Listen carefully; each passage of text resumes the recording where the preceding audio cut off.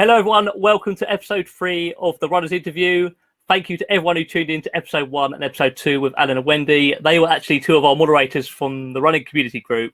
And now it's great to have someone else from the running group who's not a moderator. So it'll be something a bit different. If you're watching this on YouTube or Facebook, then you can also listen on Spotify, Apple Podcasts, and Google Podcasts. So you can go out for a run and listen to us as well.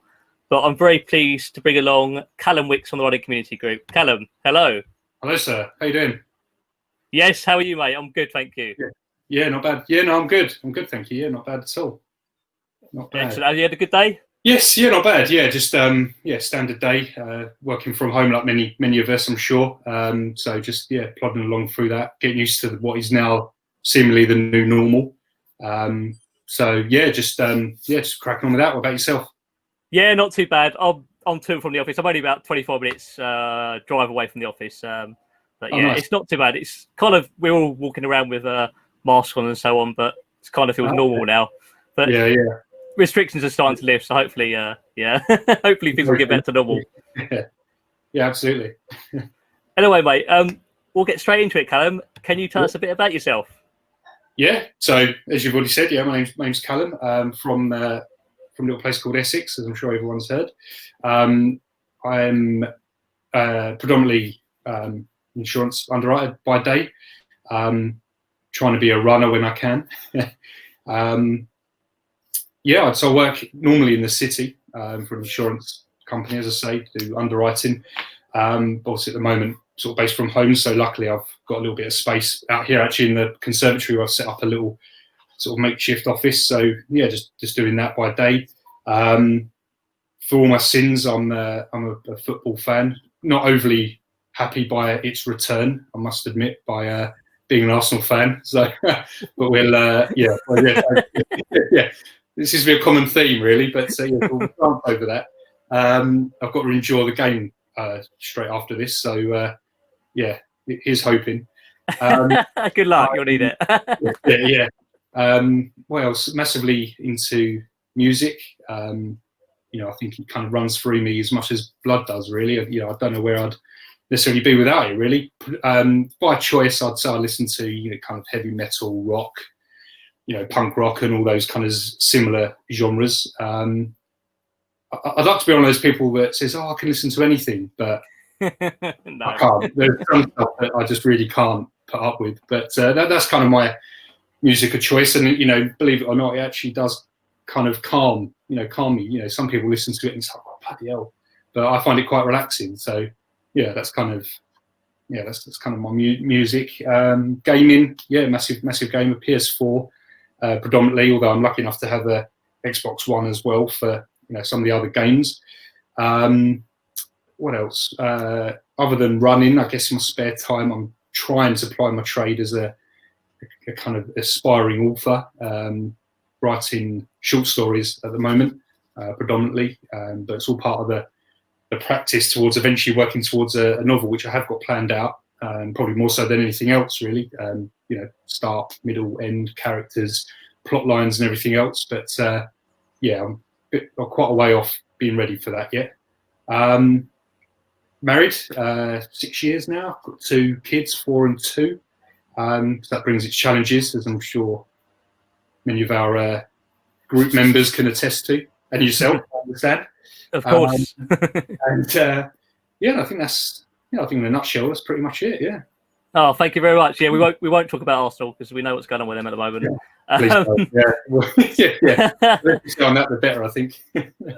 Now, gaming-wise, I do a bit here and there. I used to do a lot more when I was younger, and my kids play Fortnite. That's as much as I get into it. But what do you actually play yourself, gaming-wise, out of interest? So I guess keeping along the Fortnite sort of genre, the main one is Call of Duty, as I'm sure again a lot of our fellow members are probably involved in as well.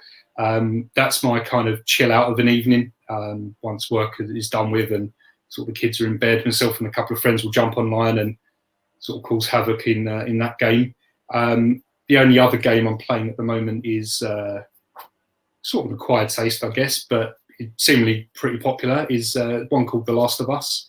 Although I'm playing the second instalment at the moment, and that's a kind of zombie post-apocalypse kind of survival game in sort of third person. So yeah, I used to be a bit better at playing those games. I must admit, when I was younger, I had the nerve for it. But now the jump scares and the horror of it's getting to me now. I assume it's because I'm getting older. I don't know what else it is. It could just be because I'm becoming more of a wimp. I don't know. But I still enjoy playing it. And and again, it's part of my chill out routine, if you can believe it. So so it's only those two really at the moment. Yeah, used to be hot on FIFA. Probably up until 2 years ago, but I was just getting an absolute hiding online by kids that had far more time to play it than I did, and to be honest, I got fed up. So not playing it. Yeah, that's what happens to be on Fortnite, to be fair. Yeah, being by 8-year-olds. Yeah, wait, exactly that. Yeah, 12 and 13-year-olds who've got nothing else to do, absolutely wiping the floor with me, and it's bad enough having to watch Arsenal lose, but to play as Arsenal and lose, it's too much. Realistic at the moment. Hung up my boots, as it were. Yeah. Excellent. And what do you write about, Callum? That's interesting. So yeah, again, following the kind of the gaming genre, it's very much at the moment the sort of the zombie post-apocalypse kind of end of the world stuff. Massive horror fan sort of in general. So I have written a sort of a paranormal short story. My first one that I've sort of published on an online platform similar to Facebook really was zombie horror. I'm working on one currently which is kind of monster horror really. So I'd kind of, if I was to pull comparisons, then I'd probably say it's a little bit of Kong, Godzilla, maybe a bit of Lost, if you ever watched that. Yeah, wow, long time ago. Yeah, Lost. That kind of theme in terms of location, at least, and then I haven't actually got to the point where I've written the monster, so I don't actually know what form it takes, or how big it is, or whatever. So that's kind of the next plot point, really. But yeah, that's what I'm writing at the moment. So it's predominantly horror, but yeah, off from that, whether it's paranormal, zombie, or whatever. But the point of the short stories is because I'm eventually building up towards a full novel, which I have got fully planned, actually. Start, middle, end, plot points, characters, whatever else, possibly even a sequel, but I've got to write this one first. So yeah, it's just practicing the craft really to, make myself ready for the task of a full novel if I ever hopefully get to that point. Yeah. No, that sounds really interesting. No, well done to you. That's really good. And to progress to maybe, writing a whole novel is really interesting. That's really good, mate. Okay, Callum. So what actually made you start running? So, well, there's a number of things really. I suppose it initially started back in March of 2018. I'd got to a point where my sort of dad bod had firmly set in and wasn't looking like it was going to be going any time soon. Like a lot of people, I suppose, when they start out, I'd been looking for every excuse under the sun. I didn't have time, didn't have a space to work out, didn't have the money to, couldn't afford it, anything you could think of, and I tried to use it, and it just got to a point where I thought, enough's enough. I've got to do something. Not enough gets said, and you could do a whole podcast on this another time, but body image, I think, is a thing that guys do go through, as well. And oh yeah. Still to this day, it affects me to an extent. Not so much, not as bad as it did back then, but that was kind of one of the main catalysts as well. Really, just not being happy with how clothes fit me and how I looked and that kind of thing. So a lot of it was about the aesthetics of working out and how I looked as opposed to how I felt.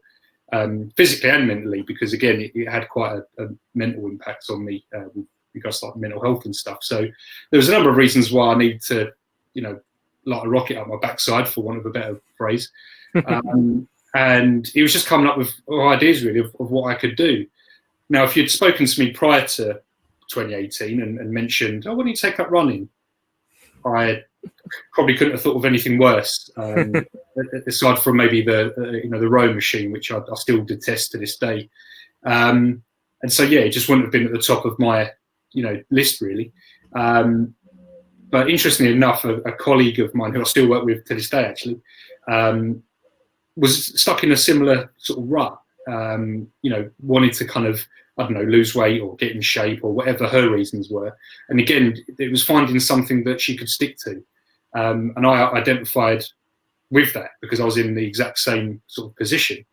So she got talking, I think one lunchtime or sort of through the course of the day, and sort of said she'd thought about taking up running.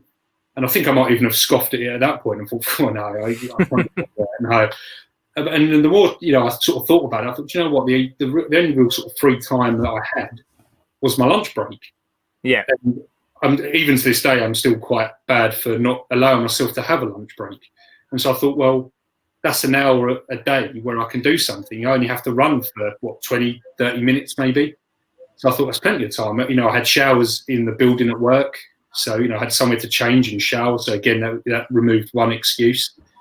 I thought, okay. So I started asking her questions about it and, where she was thinking of doing it, what time, how far she was thinking of running, that kind of thing. And she was kind of at the start of the thought process herself. So I said, you know what, if you're up for it, I'll come along. I need to do something. And, this could be, this could work. And I thought if I'm doing it with someone, then I've got that other person who's relying on me to turn up. So if of course. I'm thinking, you know what, I can't be bothered today. I thought, oh well, Amber's going to be wanting to run, so I've got to get my gear together and run because I don't want to let her down because then she's not going to want to go if I'm not going and that kind of thing. So that kind of helped me hold myself accountable and it probably wasn't the case, but it helped me feel like there was someone else relying on me to do it as well as me. So so we started off. Not long after the March of 20, it might even have been in the March, once I'd sort of got some gear together, which was, to this day I still do it because I find that it works, but I run in, gym or football shorts. And then, for my sins, I will tend to run in a Arsenal shirt as well. I know. And I did that then, I still do it now. So I didn't have, a proper running top or running shorts or whatever. And I think a lot of the guys listening to this or watching this are probably going to gasp when I say that the age of my running shoes, when I first actually used them for running, was probably about 8 years old. Wow. I know, really bad. It had been, even the guy in the running shop near my office, when I told him how old they were, he was like, man, come on. You owe yourself more than that. You can't run on these. And he sort of did that test where, you bend the heel to see how much give has gone, and you could actually hold the trainer in half. That's how bad it was.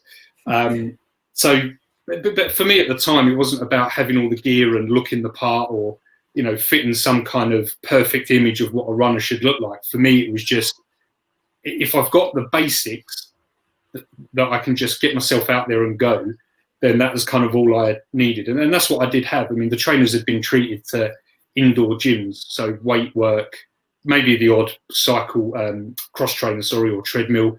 So they were in good condition considering their age. So I just thought, I'll strap them on and I'll go. What's the worst that could happen? Turns out your patella tendon is the worst thing that can happen if you run on trainers that are too old. But we live and learn. But I think we decided to start actually running. I think it was in the hottest summer, I think, of however long, I don't know, in recorded times or, however many years, I don't know. And so that was an added, at the time it was a benefit because at least we couldn't say, it's the weather, we're not going to go. It was clear blue skies, glorious sunshine. And where we are in the city for where our office is based, we're right near Tower Bridge, London Bridge, Blackfriars, Tower Hill, Tower of London, obviously the Thames, all these sort of landmarks. So we even had picturesque routes that we could do. So we set off. I think we set ourselves three times a week. We jumped straight into it. We just said, right, I think it was Monday, Wednesday, and Friday every week. We're going to go for a plod through the city and just kind of see how we get on. I think our first sort of 4K. It took me, I don't even know, I can't even remember how long it took me, but I felt horrendous. I bet. Why did I agree to this? I mean, I was sweating, my legs were in bits, and I just thought, oh, do you know what? I don't know if I can. But then, I went into the office, got showered and changed and sat down. I thought, do you know what? I actually feel wicked. Like, I felt buzzing, like I could almost go and run again. And so I thought, it could just be the first time, beginner's luck or something. So we'll keep at it. But like I say, we're over 2 years down the line now. And I'm still very much, running more so than what I ever thought I would. So yeah, that's why and how I started running, really. Probably quite vain, I guess, because it was more about body image, but also mentally how I felt about myself and wanting to kind of improve that kind of mindset. So I had a number of triggers, I guess, but I'm glad I stuck it out. Yeah. Well, that's incredible. So you didn't do any Capture 5K, and you've started one of your first runs in the centre of London, basically. Yeah. So absolutely. wow. I didn't even know until towards the end of last year, I think, that Couch to 5K was even a thing. I'd never heard of it, and it was only because I think my in-laws had started it and mentioned it. I was like, all right, what's that? I'm thinking, well, what on earth are you talking about? Which, by the way, if anyone's listening that haven't started running, it's an incredible program. I know I've not done it, but I've got sort of friends and family that are sticking to it, and it really is good. But no, I didn't have the benefit of that when I started out. I literally just had my own kind of determination, really, to kind of lace up and get out there. So yeah, we picked a 4K route from our office. And sort of round again, so a round trip, as it were. And we just did it, just laced up and ran it. So I had no kind of exercise or prior training or anything. It was just, right, well, we know where we're running, so let's just go and do it. And we were amongst the tourists of London, the running past the black cabs and over all the round and over the famous landmarks and stuff. And I think that's what added to it. I think if we'd just been like running around where I live, for example, it wouldn't have come with the same kind of feeling. But because we had the great weather and all those landmarks, yeah, it definitely helped. But no, I had no kind of training. If you could argue, I didn't even have the right gear or the appropriate gear, I guess. I just knew I had to do something, and this was really the only thing, because it was free as well. That was the thing. In London, we got gyms every other building, but you're having to part with the best part of 40 quid for a membership. I was like, I mean, I want to exercise, but not that much. No, I understand that. Now for a gym that I can't go to, but hey ho. But it was free as well, and the convenience was because I could work it around me. So if I could go during my lunch break, then I would. If I could go after work, then I would. Back at home, I could work it around the wife and kids. So it started to tick a lot of the boxes, whereas before I just would never have considered it. And thank God I did, really. But yeah, no, I had no Couch to 5K. I didn't even know it existed 2 years ago. I'm sure it probably did, but yeah, and the thing, and again, aside from the community, I didn't have any running friends. So there wasn't anyone to say, oh, why don't you give that a try? Or, sort of nudge in the right direction. I mean, even now, none of my mates are like, why'd you do it? Well, they couldn't think of anything worse. And you try and explain it and you just see them glazing over. So I'll stop at that point. Yeah, it's funny with non-running friends, they just kind of don't get it. They never do, unless they run themselves, and they will do. But that's fascinating, mate, to me, that you just went out in the middle of London and run. I found that fascinating. It's interesting because you obviously seen Couch to 5K, and so have I, and I recommend it to most people. And but I don't know, a lot of people I speak to now are saying, I didn't do Couch 5K, I just went out and ran and slowly built up myself. But that works for some people, well, then fine. It's kind of a natural thing to do it. So no, fair play to you for doing that, and going out with someone else is good as well. Absolutely, it's an excellent program. Like I say, if you know that you want to give it a go, but you're not sure kind of how to start or how to ease yourself in, and you just need that kind of gentle nudge, and it really is a gentle nudge, then yeah, it's an excellent program. It breaks it up into runs per week, and and how you stagger it to eventually build up towards essentially running a park run. And looking back now in hindsight, I'd kind of created my own Couch to 5K because I refused to. My father-in-law, even back then, had started running park runs because I didn't even know park run was a thing at the time. And he said about going along, and I was just like, no, do you know what? I don't want to embarrass myself, and trying to get myself around and not finish it or have to walk any of it. And there's nothing wrong with that. I don't, if people have to run, plod, walk, crawl, whatever, as long as you're out there and you're doing it, then that's all you need to worry about. But for me personally, I wanted to make it round without stopping, basically in one hit. Yeah. So the whole point of doing it at work and during my lunch break was to eventually build up to running 5K non-stop. And I'd only do a park run until I'd got to that point. I mean, I didn't do it in an amazing time, and my fitness still wasn't sort of great. But as long as I could just do it, continuous, I was happy. But no, honestly, if anyone does need that gentle nudge, then it really is a great sort of program. And there's a good chance I would have used it myself had I known about it. But again, I wasn't surrounded by many, sort of other runners to point it out to me. So it was a missed opportunity, unfortunately. No, it doesn't matter because what you've done has worked for you. And to be honest, it sounds like you had park run as a target to aim for, like you said, to get around park run without stopping. And yeah, you're right. Everyone's different. Some people walk, run it, and get around. But I think that's a brilliant aim that you had. To be fair, to get around it without stopping is it's hard to do when you first start running that. And that's good. You're saying that's something to aim for. It's interesting. Yeah, I do a lot of my running at lunch breaks because I actually think, well, it's time to use for me. Yeah, I can sit and eat and surf the internet or whatever, but might as well use it and go out for a run. So I'm totally with you on that. Yeah, I really enjoy doing it.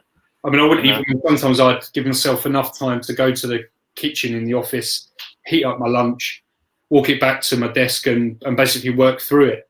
I was a nightmare for it then. I still am now, but I've got a little bit more discipline, I guess, with kind of how I use that time. But sometimes I need it. Like everyone, I get stressed and fed up with the job, and short of actually putting the laptop through the window, the only other way of kind of getting over it, I guess, being blunt, is to strap on my trainers and go out for a run. Listen to some heavy metal tunes, and I can just escape for however long I'm running for, and that's kind of a remedy. So I'm glad I did sort of keep that.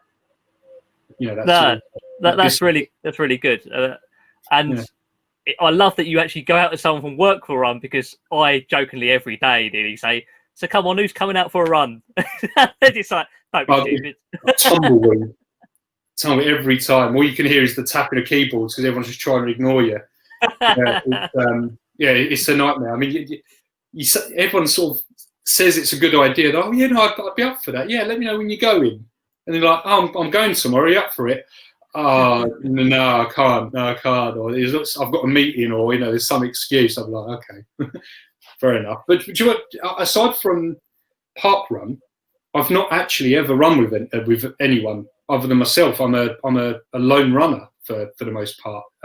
Aside from the organised events that I've taken part in, otherwise I'm a lone runner because I've got no sort of close friends, certainly no family that are close that would that would join me on a run. And like I say, all my other sort of friends are all non-runners, unfortunately. So I've always been a bit of a lone wolf in that respect. So I wouldn't necessarily know what to do if I did run with someone. Do you talk your way around, or do you just keep your head down and have the company? I wouldn't.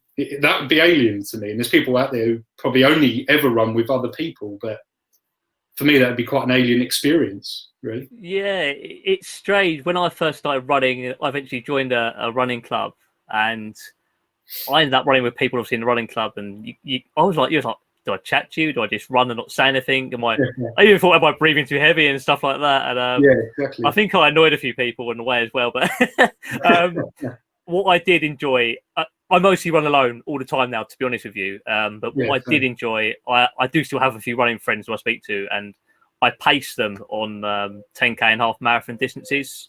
Okay. I was a bit quicker than them. I said, "Do you know what? Do you want me to do some training ones for you? I'll pace you." And that was a great experience. I'll never forget. I paced a few guys to half marathons, and you get a joy out of it. Basically, you've helped someone achieve their goal, and so on. I bet, that's what I remember from running with people. But no, now I'm mostly on my own. When I go to events, the ones I do go to, I say hello to many people. But like, I'm kind of in my own bubble almost, in my own zone, basically. So that's what I'm doing. I've had a running club not a specific running club, but like just running clubs in general, kind of suggested to kind of help with training and progressing in my running. But again, the age-old excuses come out, about having the time to commit. I mean, and at the moment it's a different ball game, but it's just having that time and feeling, because it's a weird thing. It's definitely a mental thing, but for me, it's like I can get up and I can go for a run, at my own pace or my own terms, as and when I want to. Whereas if I think, right, I've got to be up and available to go for a run at 6 o'clock on a Tuesday night, and I could look at the weather and think, what, I'm going to skip that and go in the morning or something. I just feel like I'd be letting people down by signing up to something and then only sort of ducking in and out, every so often. Whereas I'd imagine that with a club of that nature, you'd have to have that constant, sort of presence. I don't know. Maybe I've got it wrong. I've never experienced one, so I don't know what the kind of expectations are. But yeah, it's a difficult one. So yeah, for example, my old club, we used to have Tuesday nights and Thursday nights. So Tuesday night you would go out for a normal casual run, or there'd be a tempo session, or fartlek session as they call it, and then Thursday would be track. You pay a bit of money and go on the track, and that was kind of the same every Tuesday, Thursday. But yeah, I think you touched on it a bit. When you come home, sometimes the last thing you want to do is go to the running club and go for a run. It's really good, but some nights you just can't do it. Life gets in the way and so on. And I think that's what happened with me in a way. And I started running on my own more and more. And I think that's what you've done as well, which is fine, which is great.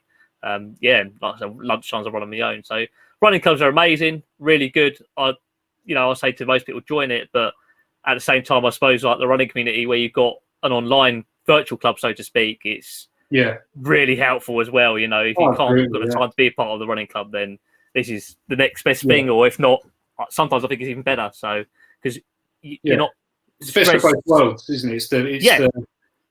It's the closeness and I guess the reliance of a community to pick you up when you need it and to egg you on when you need it, but there also to an extent isn't that commitment. You can just duck in as you like and be like, oh look, I've done a run, or this is what I've achieved, or if you're having an off week, you can just sit and kind of egg everyone else on and bring everyone else up, knowing that when it's your turn to kind of come forward, that everyone's going to do the same sort of to you. So it's almost the sort of best of both worlds in that respect, which is why I think it's obviously as successful as it is, really. Yeah, no, that absolutely, I totally agree with you. So a lot of your run seems to be around London, but have you got a favourite place to run apart from London? Is there somewhere else where you really love to run?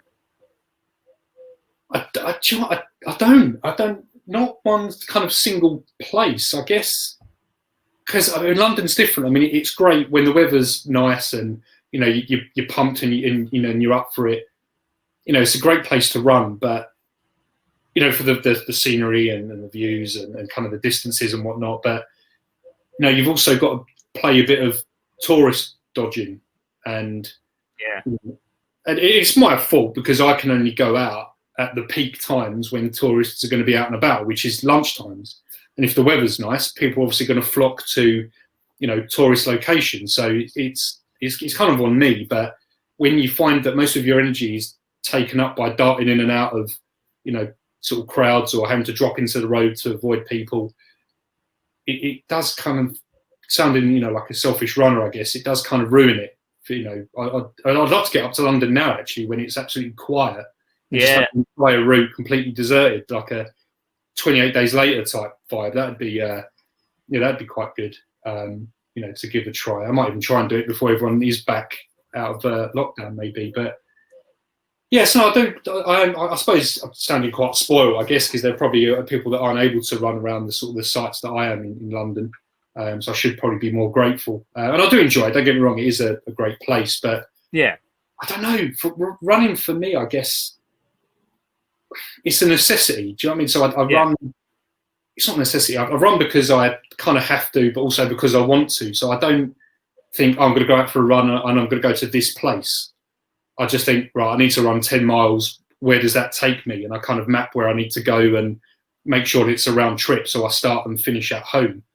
But no, I mean, I'm quite close to obviously Southend. So there's a 12-mile route where I can run basically straight up and down the seafront. So that's really nice as well. You're running along the sea, and you've got the what do you call it, theme park, fairground thing. You've got like the casinos and all the kind of the life and the goings on around there, which is quite cool. Obviously, we've spoke about London, which I've got. But then also just round by home is some of my favourite places, because it's familiar and I know it, and I know that if I've got to run, 6 miles, I know exactly where to run, or if I need to do a long run, I think, right, I'll do this bit and then tack that bit on the end, and I haven't got to faff around with programming a map on my phone, or Google Maps trying to look for something. I can literally just strap the trainers on and get out there and do it, because I know where I'm going. So yeah, I suppose I think running for me brings more benefit in terms of like the mental benefits I get from it, how I feel afterwards, the endorphins that pump through you once I've finished a run, whether it's a 5K or a 5 miler. So I suppose for me it'd be like a favourite feeling. It's the feeling that I get from the running. The place, fairly unimportant, really. I mean, it's not. I can't even say like I'm a fair weather. I've run in sleet, snow, hailstorms, thunderstorms. I've run in pretty much all of it to an extent. To what you can in Essex. But it's not really about the place for me. It's just being out there and running. I don't know if that's going to sound really cliche. No, really not at all. Or something, I don't know. But yeah, the location doesn't really matter to me, as long as I'm out there and I'm running and I'm in the zone. I've got my music on, and that's all I need, really. And that's so anywhere I run, I suppose, is a favourite place to run. And I know that sounds really like no, saying it. No, I'm like, oh God, shut up. But that's the honest feeling on it. It's just, if I can get out and run, then I love where I'm running. I mean, like, just to add on to that, the in-laws live down in Devon. Really lovely, little sort of secluded town in Devon. So I've got, hills and valleys and country roads and everything else. So I don't get to run that all the time, but when I do, it's marvellous. I can do one of the most picturesque 5Ks that I could ever do. So that's one of my favourite places. Or, the industrial estate near me, when I do my, do sort of speed sessions and stuff. It's the being out there and in the moment that for me is kind of has more of an impact than the place, I think. No. If that answers the question, I don't know. It's a lot of rambling, but no, it does. I totally get where you're coming from, and getting out there and doing it and feeling that endorphins afterwards is hugely important. And it doesn't matter. You're getting out there doing it. You don't have to have a favourite place necessarily. I know some people say the coast, some people say city. I'm a bit of both. I love the coast, I love the countryside, and so on. And well, you kind of brought up Devon. I've never been to Devon, but I can imagine that's a really picturesque run. So I'm really lucky that we can get free holidays down there, and then when I'm there, I get to run as well, and I can run 5K, 10K, and it's got, like I say, hills, country roads, sort of valleys, estuaries and whatever else. I'm very spoiled when I'm down there. So certainly no complaints. But what about yourself? Have you got a favourite place then, a particular location, or? I think for me, I mentioned it on the other podcast actually. I go for my long runs, if I'm marathon training, I go to something called the Downs Link, which is a railway used to run through there basically. So it's an old railway track that's not in use, and it's completely paved over now. So you can run for, I don't know, about 15 or 20 miles, just almost in a straight line. And it's sort of trees and surrounding and fields around you basically. And then you come out of there and then you're on the coast. Yeah. So if I had to pick somewhere right now, it'd probably be that. That's where I enjoy going. And it's about a 20-minute drive from my house. So that's what I enjoy myself. It's good fun. Very good fun. Nice flat concrete for 20 miles. So not bad. It's flat as well. Where I live is beautiful. I've got countryside around me, but wow, it's hilly around here. But that's not a bad thing because it gets you fitter and helps you along the way. So if I go out for a run locally, I know I'm going for a hilly run. Simple as that. Even if I go out for an easy run, it's still going to be hilly, but that's something you just got to put up with and get on with, So absolutely, when I do races and stuff, you know, I don't do as many as I used to, but I always flew past people going uphill because I run in a hilly place. Used to it, It was an advantage I had. I wasn't necessarily racing against them. I just noticed it because I was running for my own personal time and so on, and I just noticed I was going past people up hills. So there's benefits to certain places you run as well. I mean, I'm not blessed with hills where I am in Essex, but I run up what I would class, you know, as a hill, and you'd probably say it was a small mound or a little bump in the road or something. And I'm like blowing, getting to the top of it, and you're like, "What is that?" It's just a flat we're talking about. Like, yeah, I had a guy at work from in Portsmouth, and it's quite flat around Portsmouth. He took a picture. He started running. I was giving him advice and so on, and he took a picture. Said, "Oh, look at this hill I run up." And I said, "Where is it? Where is it?" that would kill me. I think some people tell me off for doing that, but it was training for 6 months to get up that, and you've just completely squashed it. Completely squashed him. Like, come on. But he's doing great. To be fair to him, he's doing great, and I'm giving him a lot of support and encouragement. So yeah. Another thing, what keeps you motivated to run? Is it yourself, or is someone else motivating you as well, or?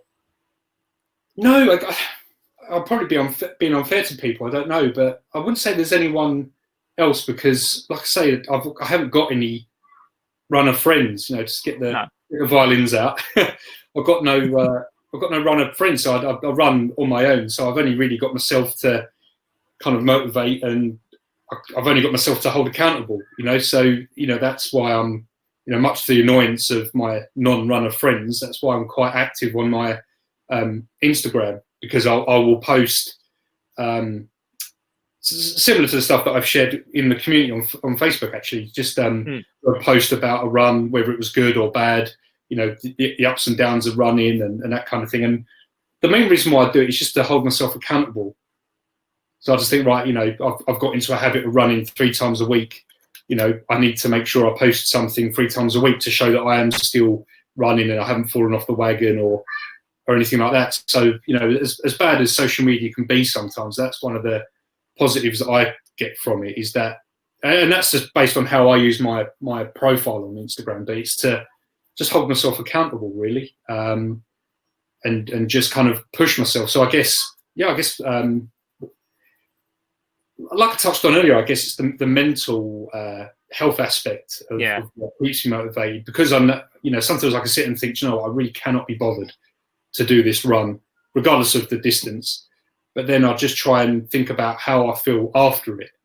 Yes. And I'll be like, you know, I feel much better, you know, then, you know, than what I do now. And all I've got to do is, you know, do something that I do 3 or 4 times a week already. So the mental health benefits, the physical benefits, although that's a slower victory. Tell me about it. I haven't completely the dad bod, unfortunately, but it's on its way out. I'm closer to the end than when I started, so that's a bonus. So yeah, I guess just general fitness, you know, mental health, and again, touching on what I said earlier about actually, you know, hating the idea of running, you know, 2.5 years ago.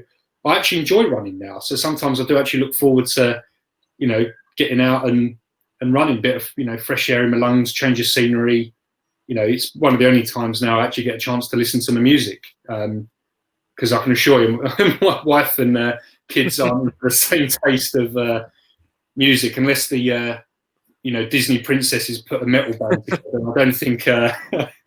I don't think our genres are going to clash. You know, let's put it that way. So yeah, it's the only chance I get to listen to my music. So sometimes I think, you know what, I just need to listen to a bit of metal, or a bit, you know, I just need to get out, unleash a bit, unwind. And so it's the enjoyment of running as well, actually, which, you know, again, might sound a bit cheesy, but that's what motivates me as well, you know. No, not at all. No, it's amazing when you get into it, all of a sudden you're thinking, oh yeah, I actually enjoy going out for a run. It changes you almost after a while, which is really good. Yeah, really, really of anything, the more you do it, the better you feel you get at it. You know, the more the more consistent you are, and you start to see those results. It might be quick for some people, it might be slow for others, but you know, either way, you will see that consistency. And you know, you can only measure yourself, or you know, you can only compete with your last run. you know, as much as I don't all the time, I try to not pay attention to a lot of the runners that I follow, either in the, you know, in our community or on Instagram, that are, you know, in my opinion, absolutely smashing it and coming out with times that I can only dream of achieving, you know, at the moment. And so I try to not pay too much attention to that, not because they shouldn't be achieving that, or you know, because I'm, you know, jealous, which I guess in a way I am. It's just because I know that I will be, you know, clock watching whenever I'm out there. And I'll be like, all right, I should be doing this mile in X minutes, or, you know, I'm coming up to 10K, I should be under an hour at this point, or, you know, whatever my, you know, sort of target is. And I found that when I was doing that, particularly when I was with a running coach, actually, I found that it was starting to suck the enjoyment out of running. It was becoming a chore, or becoming like a job almost. That I had a target, you know, I had something I had to achieve or hit every time I went out there. And if I didn't, regardless of how, you know, how many endorphins were pumping through me, if I hadn't achieved a certain time or a certain distance or whatever expectation I set myself, you know, I'd hate it, or I'd hate myself for it or something. So yeah, I just try and be better than my last run, or, you know, try and be better than myself. Again, it sounds like the Dalai Lama or something, sick with all this nonsense, but that's what I try and follow. Like I say, it fails sometimes because I'll, you know, watch some of the, you know, great runs of fellow runners and just be like, oh, I'm going to go out on a slow plod and not even come close to that time. I suppose it's the thing that kills me is when you have someone be like, oh, you know, I only managed to run a 10K in 26 minutes today. I'm really off the boil. I'm like, what? You're joking? Like, get out of it. I start looking at it and I think my time is like double that. Or, you know, the distance is double. You know, I just think, why am I comparing myself to these people? Because I don't have to be better than them. You know, just be better than yourself, I guess. And so that's the I think thing that motivates me. I mean, not that I've come close to my 5K PB for a long time. I do try and strive to, you know, to kind of hit that really. And if I do, then great. If I don't, then I've got the next run to try and achieve it. So it's just trying to claw back that enjoyment. And so I suppose that's one motivator as well, I guess, is actually just starting to try and enjoy it again and have it not feel like a chore. Yeah, it's interesting because it's a dark place when you start comparing yourself to other people's times and stuff. I've been there years ago and done it, and it's a horrible place. And you're spot on. You've hit nail on the head. It becomes a chore. And yeah, I got into a really shitty place. I did years ago when I was competing with other people, and I was going out doing Strava segments. I've got a fitness coach guy where I live, and we're going out. I don't even know him. We're going out beating each other's segments like once or twice a week, and it just got ridiculous, you know. And it can get obsessive, you know, like you know, a lot of other things. It can get really not dangerous, but it can certainly get obsessive, and you can start to lose the point of why you started running when you start comparing yourself, you know, to other people, because, you know, you've got, I don't know, height, weight, age, experience, ability, you know, injuries, non-injuries. You've got so many different aspects, and also, you know, you don't know whether these people are getting their PBs on freshly laid tarmac, you know, in brand new trainers, you know, whereas you're slugging it up, you know, hills and over, you know, dirt tracks and whatever. So you've got terrain to take into account, and there's some of the aspects that maybe these people don't always, you know, kind of share. And similarly, they're not always things that you take into account. All you see is the distance and the time, you know, and you don't look at what's in between, at how they kind of achieve that. And yeah, as you say, it's it is a dark place, and I still find myself in it even now. To this point, I'll think, well, I'm going to run, you know, 10 miles this morning or today, and I just so happen to see a fellow runner on Instagram who's just then done 10 miles in, like, I don't know, 58 minutes or something. And you just think, what? I start to think, like, all these people, like, how are they running so bloody fast? Or what's wrong with me? Why am I running so slow? And it's just, it's a horrible gauge. It's a horrible place to be in, but we're all guilty of it. I suppose we just need to get to that point where you're conscious of it, and, you know, you can recognize when you're doing it, and try and do whatever you can to, you know, steer away from it, I guess. Yeah, no, exactly that. I think it's something you learn over time and get away Yeah, from. And as soon as you get away from it, release yourself from it, then it's a lot better place. yeah, I'm nowhere near what my PBs used to be, but I don't care because I'm enjoying the running. yeah. Not saying I'll never Exactly get right. there, but I'm just enjoying it at the moment. So Exactly that's the right. main Yeah, thing. yeah. I second that. Yeah, definitely. So events wise, have you done any races and events yourself? Yeah, much like yourself, it's not been for a while really that I've done some, mostly because of the whole COVID-19 lockdown situation. But yeah, I've done a few races. I quite enjoy the Adidas city runs that they do in Fulham, Shoreditch. Yeah. The 1 hour race that they do. I think they might have one in Clapham, but I could be making that up. I know they've got about 4 or 5. And so over the last couple of years, I thought it was quite a good way. It's quite pricey when you look at it. I think it's about £40 per event. Oh, for a 10K as well. Sorry? For a 10K as well. It's only a 10K as well. Yeah, wow.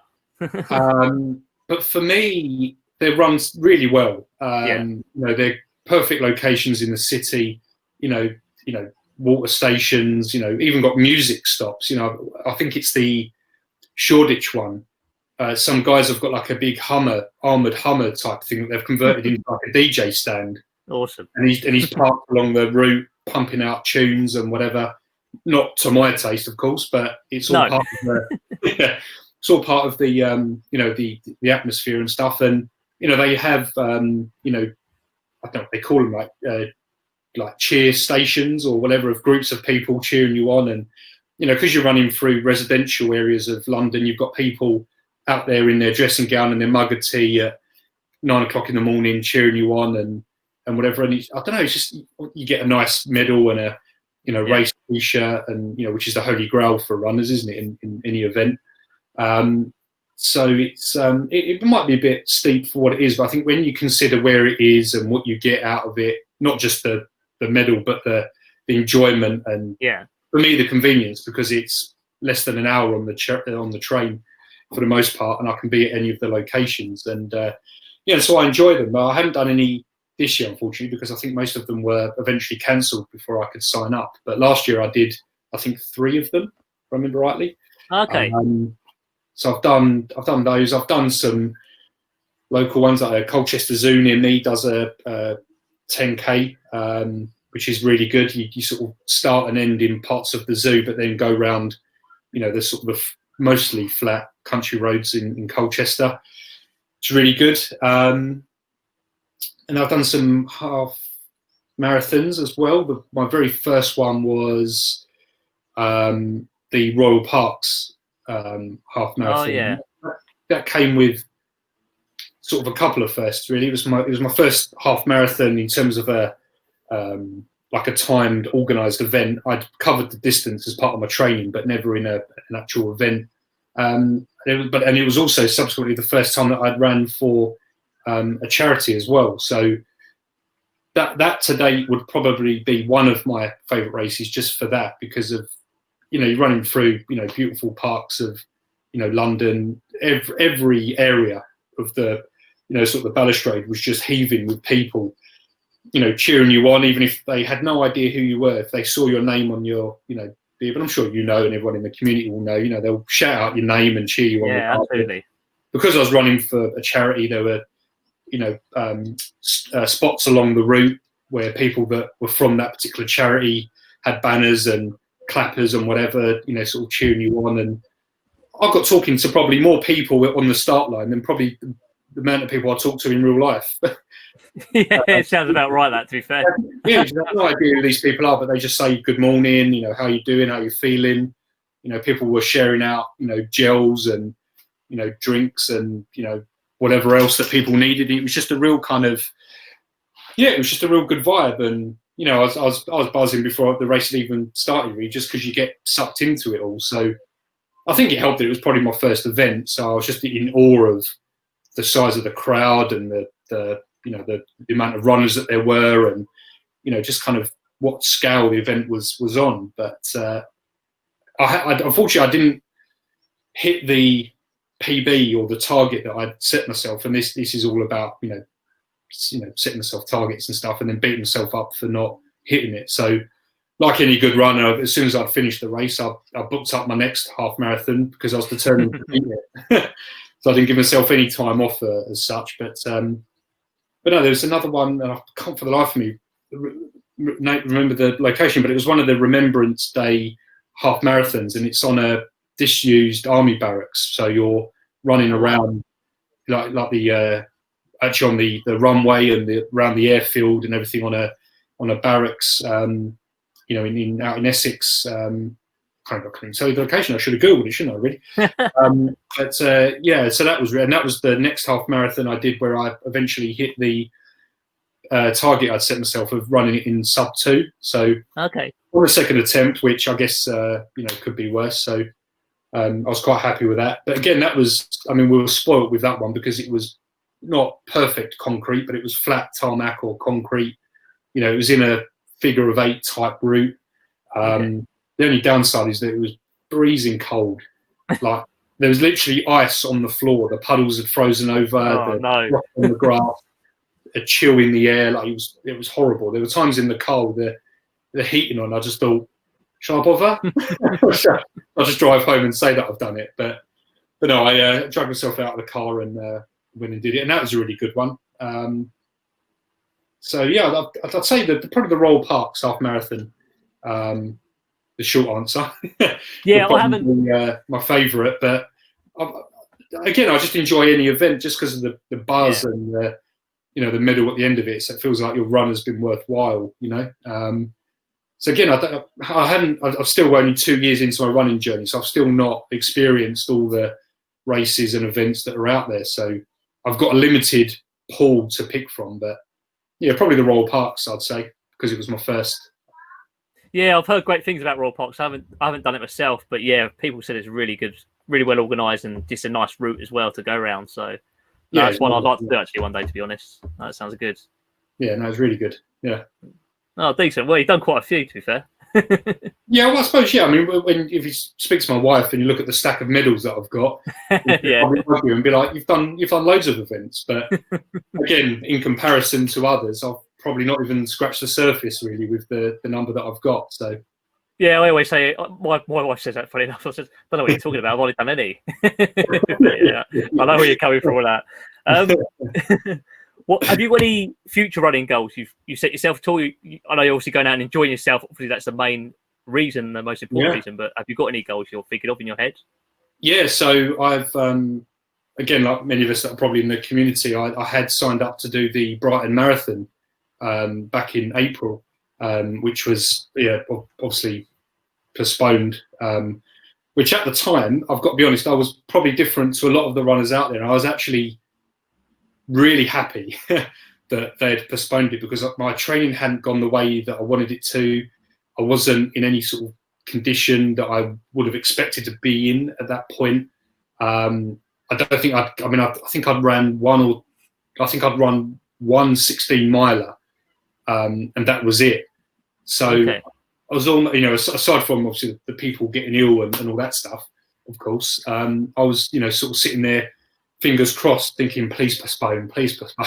And I've been one of those people that would have to kind of duck out. I could be like, no, it's postponed. So, that's a shame. But I was secretly, and well, not so secretly anymore, but I was really quite pleased that it got sort of postponed. So now I'm looking forward to the rescheduled event, which is due to take place towards the end of September.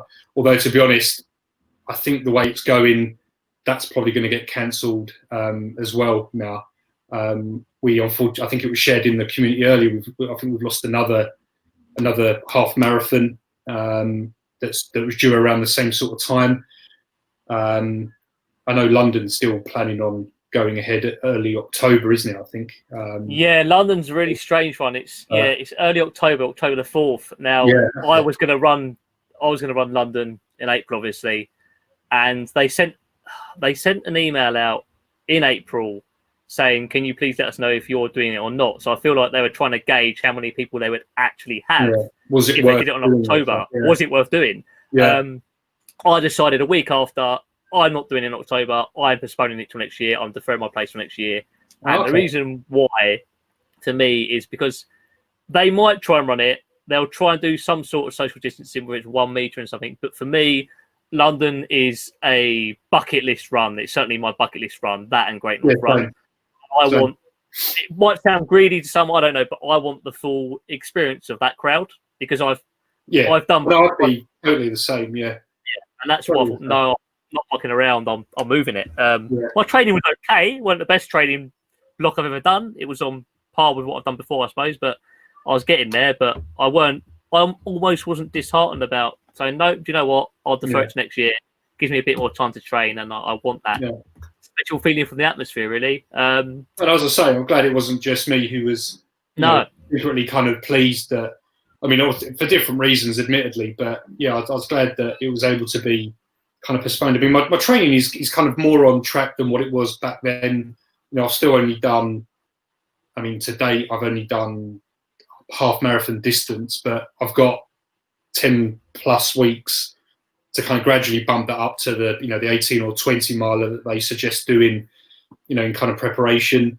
It's my first marathon, so if it does go ahead in September, I'm not going to be too hard on myself, hopefully. For me, the target is the start line, not the finish line. If I get myself prepped and and that's physically and mentally ready to just turn up at the start line, then for me, I think the rest will take care of itself, and I'll definitely get to the finish line. In what condition I'll be in, at the finish line, and in what time, is anyone's guess. But with it being my first, I'm probably going to be a little bit more relaxed and happy to kind of say, right, this is my first one. Yeah. I've now set my PB for marathons. So if I do any more, I've now got a target to aim for with the training and everything else. So, I mean, saying that, I do think it's going to get cancelled and I'm going to have to defer to next year. I just can't see how, because in a way, I kind of think they're almost, I admit that I can understand, that they're trying to do right by the runners and, trying to keep it going if they can and not cancel it if they don't have to and that kind of thing. But it's getting to the point now where I feel like there's a kind of certain element of stubbornness coming into it. And they're kind of like, no, we're going to do it no matter what, and kind of, have that kind of mentality around it. Because so many other major races, whether it be the Great North Run or, other half marathons and running festivals and that kind of thing, are all either cancelling or, being postponed till early next year. And it's kind of like, is it now not time to do it? I don't know. And that's not me kind of wishing that it gets postponed, because I think I'll be quite happy and ready to do it in September.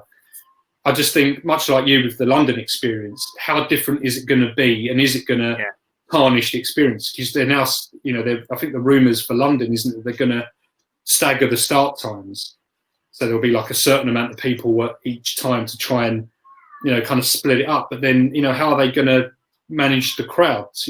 London is known for millions of people probably turning up to watch it and line the streets and whatever. How are you going to do that socially distant? How are you going to keep runners, in their start times? If you've got a particularly pacey runner who started at 10, you might catch up to the people in front. Are you going to tell him that he can't because he's got to stay back? Or, I just can't see how they're going to police it, unless they actually, half the number of entrants or something, and actually make it a smaller event. Yeah, I think. Or stagger it over a couple of days as well. I've read that they're going to stagger it over do a Friday, Saturday and Sunday marathon or something. I haven't heard that one yet, but I think. I could be making it up. Don't quote me on it, but I'm sure I've read something along those lines. Yeah, there won't be 45,000 runners there anyway, so they'll have a much reduced figure anyway, I think. Yeah. But yeah, it's funny people say about the number of people taking part in the race, 45,000, but it's the spectators. It's normally millions, like you said. So that's what people forget sometimes, and just won't happen. I can't. I don't know if it'll happen. The event, it might do, and I know they've got to think of sponsors and how much charity money has been raised. I totally get that. I totally get it. Absolutely, yeah. There's a lot of people out there who are now getting extremely frustrated. I feel sorry for both, because the people who try and organise this run put their life and soul into it, and a lot of money is involved, and I totally get that. I totally respect that. But it's kind of the runners are getting so frustrated, because when you're trying to book accommodation as well and stuff like that, it gets really expensive, especially in London. In Brighton is really expensive for accommodation. You don't get it. Yeah, I mean, I've got family, coming down with me to kind of watch and stuff, which will hopefully still be the case if it does go ahead. But yeah, I mean, I've had to part with, I think it's the best part of 500 quid for one night, I think. But for 7 people, admittedly, but for one night, 500 plus, pounds. And I'm still, even then, I think the accommodation is still like half an hour away from, is it Prince's Park or something? The start line in Brighton. I'm really bad. I should know the answer to this because I did Brighton Marathon last year and I can't. It's something park, massive park, or something like that. So I'm still half an hour from there anyway. So it's not like I'm even paying for sort of convenience as such. But no, it's a weird one. I just hope they don't leave it too late, because then I think they're going to have more disgruntled people, to kind of deal with. Because at least at the moment, if they said that we're not doing it, then at least people might only be 4 or possibly even 5 weeks into a plan, and they can say, right, well, it's not gone to waste. I can crack on and enjoy my running. But if someone gets 10 plus weeks into a training plan and then they cancel it, people are going to feel like it's been a waste of time. I know it shouldn't always be looked at like that, but I'd certainly be one of those people who'd be like, well, I could have just ran for the fun of it, whereas now I've been rigorously like following a nutrition plan, a running plan, and all these kind of things. So yeah, I do feel like they need to sort of maybe make the decision sooner rather than later. But no, it is what it is. If it does happen, then I'll be ready for it.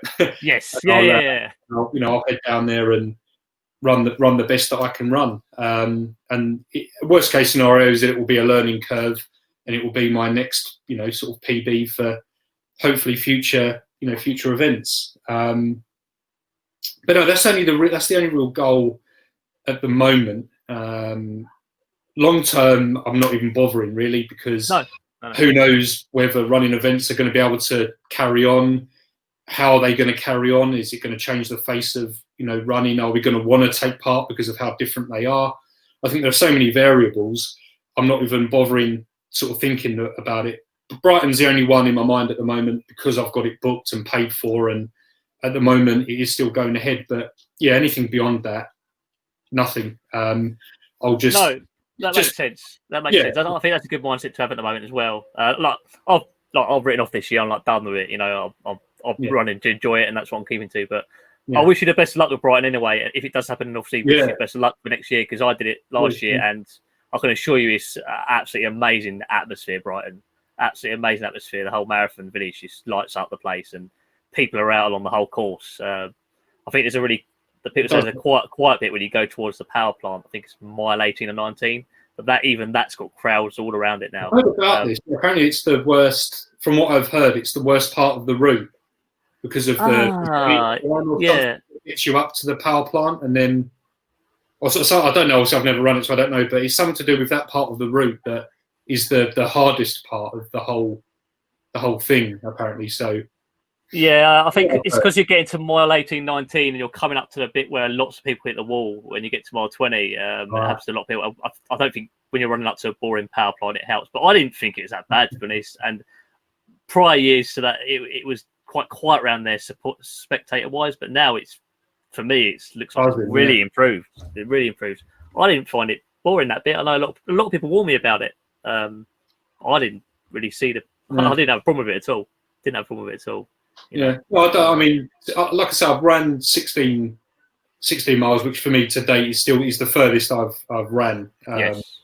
So, and I felt okay when I got back. Obviously the legs were a bit stiff for a day or so, but aside from that, I felt fine. I was able to, I probably could have ran another sort of maybe 3 or 4 if I'd really sort of pushed myself. So I think if I do the marathon and I still have that feeling at 16, then I'll be happy.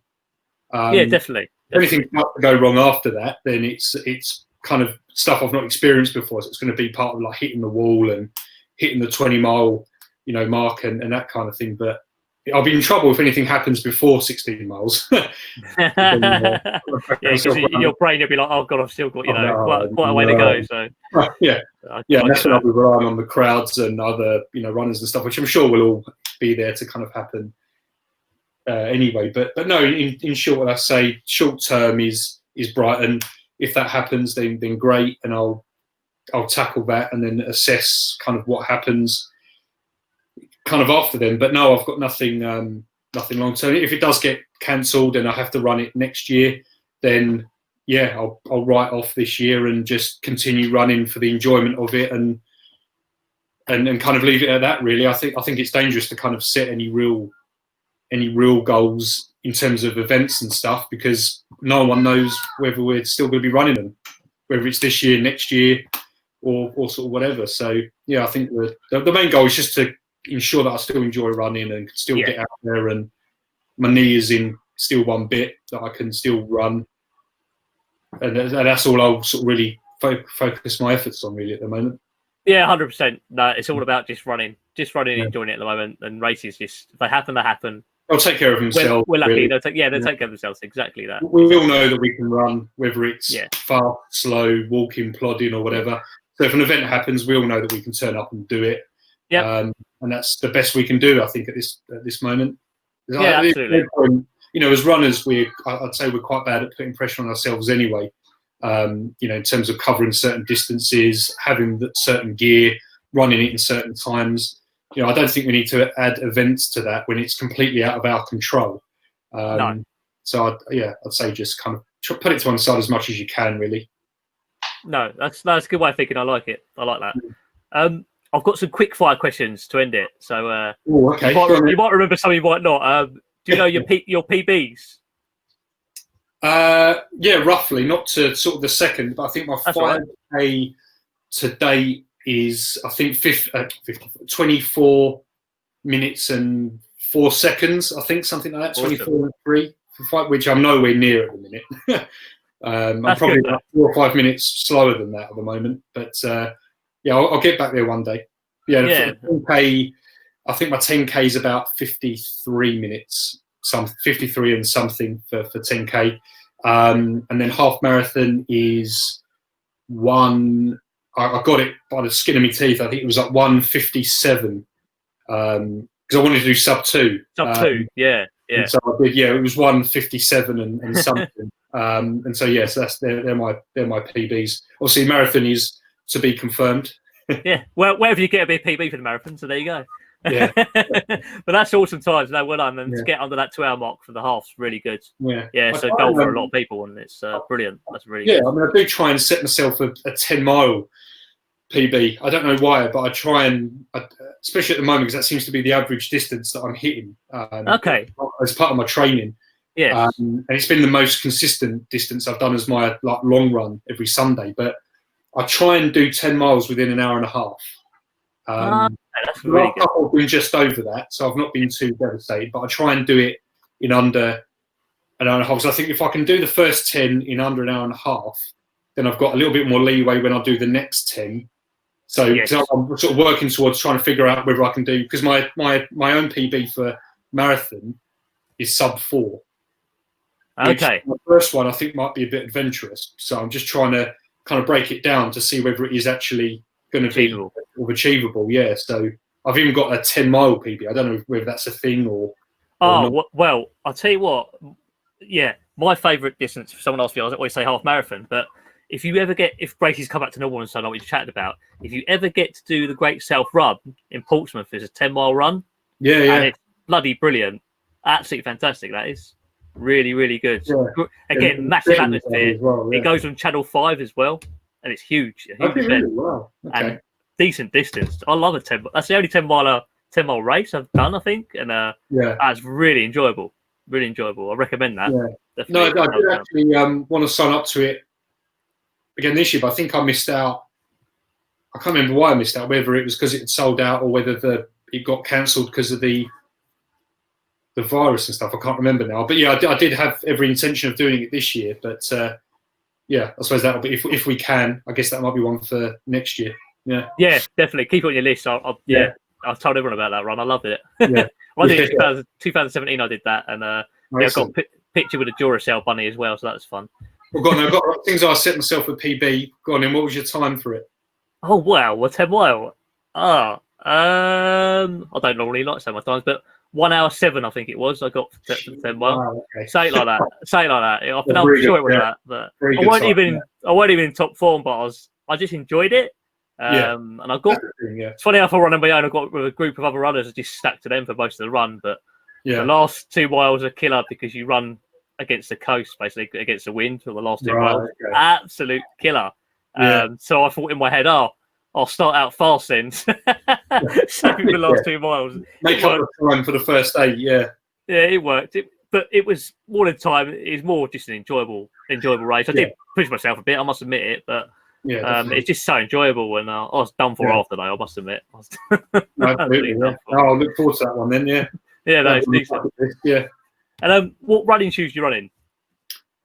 Well, you'll be pleased to know they're not the ones that are 8 years old. 9 years old, yeah. I treated myself, I think, July last year to a pair of Brooks Adrenaline GTS 19s, which are really comfortable, really lovely trainers. But you can imagine going from a 9-year-old pair to them. It was like running on clouds. Honestly, that it was a dream to run in. I mean, I've actually, because I've added them to my Strava, so every time I run, it obviously tells me what thing. So I think I'm about 5 miles away from needing to replace them. So I think what I'm going to do is I think I've done. I think in actual fact I've done closer to 800 miles in them since buying them. I know the average is about 500-600 miles per pair of trainers. Is kind of the average rule of thumb.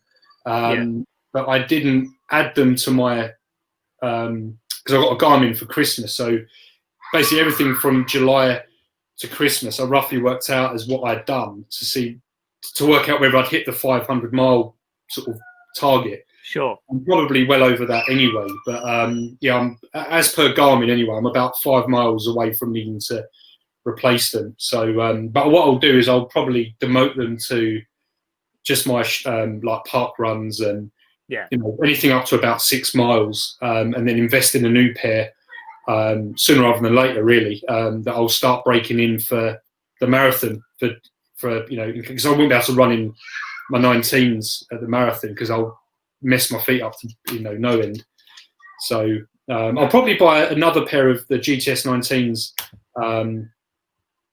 for that, or I might go up to the GTS 20s, but I've had mixed reviews on those from people. Some people have liked them, some people have absolutely hated them. So, and at the moment we haven't got the benefit of going into a shop and sort of trying them on. So, I know with Brooks, I think now on their website you can buy the pair, you can try them for 90 days. And I mean, actually go out and wear them, running them. And if you're not happy, send them back now. Oh, really? Oh, yeah. wow. Right. Nike do this as well. I think Asics may do it as well. They're starting to do that because they realise that sometimes you just can't get to running shop, or you already know you're getting an assist, so you want to try new things. And I think these big companies have started to realise that, so they're being more lenient on returns because they used to say, "Oh, if you've done one step in them, you can't return them." But no, they're really getting good at that now. Oh, excellent. Okay. Oh, well, that might solve the problem. Then I might treat myself to the GTS 20s and see how I go, and then at least I've got the option to trade him in for the 19s because then better the devil you know, I guess, in that respect. But so Brooks, I mean the Mizuno were the ones that were not 9 years old, so they were tried and tested. Let's put it that way. But yeah, since I've become a proper runner, the Brooks Adrenaline GTSs were the first sort of proper running shoes that I've tried. So I've not got a massive kind of scope as to what's a good trainer or what I prefer. I only know the Brooks, so I'll probably stick to them until I get the chance to maybe try another brand if I need to. I don't know. I overpronate quite a bit, which is why I went with the GTS 19s because of the guardrail and stuff. I think there was I only need like mid-level support. Low level wasn't quite enough, and the high-end support was too much. So the Brooks and is it Saucony? Saucony, yeah. I call it Saucony, but I'm pretty wrong as well. Saucony, yeah. Saucony ISO something or other were the other pair. I don't know why I went with the Brooks. I think they edged it slightly for comfort. But there's nothing to say that I might jump over and try some of them to kind of mix it up. But currently Brooks that I would highly recommend if anyone's looking. Awesome. And I know you mentioned Garmin. So which Garmin do you have? Yeah. So I started off with a Fitbit, which I started to affectionately call a shitbit. I agree. Awful. I hated the bloody thing. I mean, if people have a Garmin or a Polar or whatever proper running watch, and moan about GPS, use a Fitbit. Yeah. Do complain. Yeah. Yeah. So, but no. Now I was treated to a proper running watch at Christmas, and went with the Garmin Forerunner 235. Yeah. Which I don't. I mean, hey, there you go. Yeah. Good watch. Yeah, as you will know, it's great. It's an awesome little watch. It does everything that I need it to. Tracks everything I need it to. It syncs up to the apps that I use. So MyFitnessPal, now I've started to track my diet. Strava, Garmin Connect, and Relive, which I sometimes use. Again, and it syncs to all of that. Yeah, I very rarely have GPS issues with it. Touch wood, it's been pretty faultless since I've got it. Battery life is amazing. Yeah, it's good. And I think for value for money, it's got to be one of the best ones out there. I didn't faff around with all the, music versions and all these other ones that have all the bells and whistles. Because when you look at it, you think, well, on a run, what do you really need or want to know? And for me personally, the 235 kind of hit it on the head. It was like 160 quid, which in this day and age, peanuts for a decent running watch. So yeah, I'd recommend. Again, if anyone's looking to upgrade or just looking for a new one, I would I'd recommend the 235 Garmin Forerunner. Yeah, definitely. Yeah, I agree with you. It's good value watch now since the price come down on it, and it's got so many stats as well. You just even some of them you don't need, so you can get a bit over the top sometimes. The oxygen intake, something max VO2. Yeah, I don't even know what that is, but it tells me. Wow, great, cool. I'm not going to go into what that is because I'll be a while. We can have a separate chat on that. Non-running question, I like asking this. What's your favourite food? I'll want this. Yeah, I mean, favourite food. I mean, if any of my colleagues or friends were to listen to this, and they'll probably shout the answer at the screen. I'll go for what would be the obvious, and the good old mince dish. A bit of chili con carne, bit of a sort of spag bowl accompanied with pasta or rice. A good carb staple. Oh yeah, comfy. Well, healthy as well. Homemade. It's I don't use any sort of jar sauces or anything like that. It's all made from scratch by either me or the wife. Just give her a shout out, as I won't leave it down. I'm a creature of habit, as people that know me will attest to. But so I will prep a lot of my own food, breakfast and lunch, and sometimes even dinner. And it's just one of those easy things that you can just kind of throw together. Recently tried, sort of a vegan diet. So again, you can just use green lentils, pulses, mince like substitute if you really want. And there's no difference in taste, but again, that's a whole different conversation. Yeah, I won't even get into that one. But yeah, just throw it together with typical kidney beans and chopped tomatoes and all that business. And it's Old Faithful, as I call it. So it sounds delicious to me. I like the sound of that. It's always my go-to, either rice or pasta or spaghetti, and it's just easy because especially with, again, it's referring back to what I mentioned earlier about accountability. Then you can't outrun a bad diet. No, it's true. I can vouch for 100%. So for me, if I get bored, if I just get so hungry, I just need to eat something. That's when I'm likely to binge or eat the crap. So for me, I do need to kind of prep, or at least know what I'm gonna eat. I don't necessarily have to have it sitting there ready made, but at least have the ingredients there to throw together. So like for breakfast, I'll have one of two things: either overnight oats, which, as the name suggests, I'll prep the night before, or if it's on the morning, I'll do some granola. Natural yogurt. about 50 grams of granola, a handful of seeds, and wolf that down. And then I'll have my trusted mince dish in the afternoon. And then, yes, I suppose I wouldn't say it's a favourite, but that's probably the thing I eat the most. If we go for absolute favourite, which I have no willpower with, if we go with dessert, then it's Ben and Jerry's fish food. Oh yeah. I mean, it's not. I can't share it. I can't have a spoonful or half a tub. The whole tub will go like that. If I get it out of the freezer, it's going straight in the bin. Like, I will demolish it. But in terms of like a general cuisine, I guess based on like the pasta and stuff, I'd have to say Italian food. I guess. Awesome. Carbonaras, bolognese. The sort of the breads and the flatbreads and that kind of thing. Yes, I suppose as a generic kind of cuisine, then I suppose I'd say Italian. Awesome. I'm hungry now. That's it. You've done me. I'm starving. And on that note, that's it. I'm off for food. One last thing before we leave you. Obviously, one thing you would say to encourage other runners. You don't have to be one thing. Say a few. I don't know. I mean, I suppose referring back to what we sort of started off with, and kind of using my own experience, would be to just get out there. I think one of the hashtags I use quite a lot is to get up and get out there, and that's simply as you can put it. Really, if it's something you've always wanted to try, don't worry about.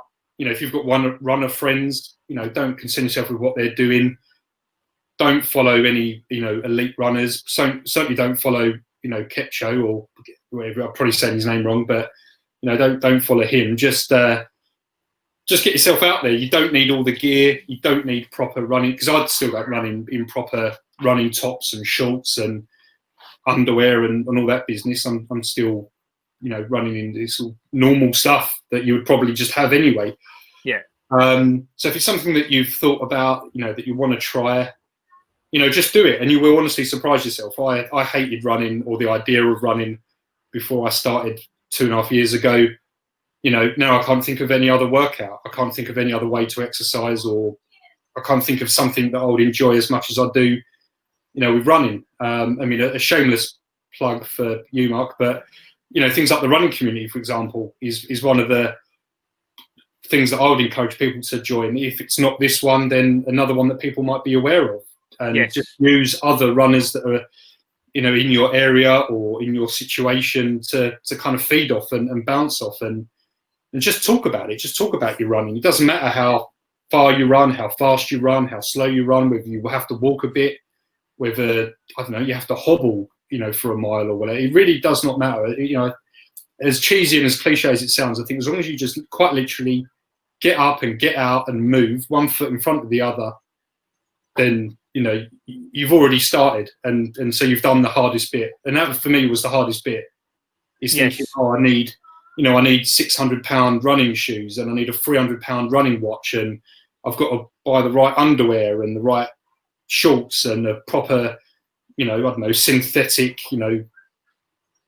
running top, and bloody earphones, and racking through the list of all the things that you think you need. You really don't. You just need your own kind of willpower and motivation. And honestly, just a pair of trainers. I mean, there's probably people going to be screaming at me for saying it, but honestly, any trainers, any gym shoes, anything that you've got that just gets you going. It gets you out. Gets the hardest thing, putting your foot out the door, basically. Once you've got your foot out the door, exactly. Anything you've got that will get you that far is good enough to get you into it. If you try running any distance and you think, you know what, I've tried it, it's not for me, then I guess fine, move on. But if just doing that can lead you on the journey that I've been on for the last 2.5 years, then it's absolutely worth it. I wouldn't maybe recommend sticking with the same ones for 9 years.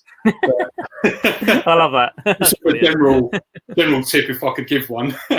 But honestly, and don't be tied down by what you think you need to have. I mean, I was running for 2 years before I got what I would class as a proper running watch. Yeah. I was running for a year, which was a mistake, but I was running for about a year before I got proper running trainers but that was only because I overpronate. If you're neutral, you could probably get away with it. I don't know, but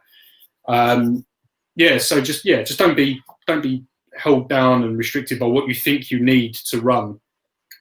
You just need the motivation and willpower to get your backside out the door.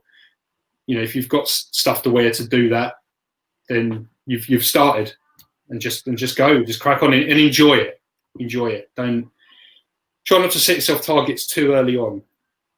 No, that's very true. Or I want to run this far in this time or whatever. Even if and I know this is going to sound like daft or patronising or whatever, but even if you get out your front door and go, right, I'm going to run to that lamppost, aim for the lamppost, and then aim for the next target, and then the next one, and before you know it, you are running 5K and you haven't even realised, or you've covered a couple of miles off, and you're thinking, bloody hell, where's the time gone? Or I do. I mean, I can run 10 miles and feel like I've only just walked out the door, because if you get into that zone and you just, you kind of feel in the movement of it, you can go like that, and it's definitely rewarding. The feeling after outweighs the feeling before of trying to get yourself out there.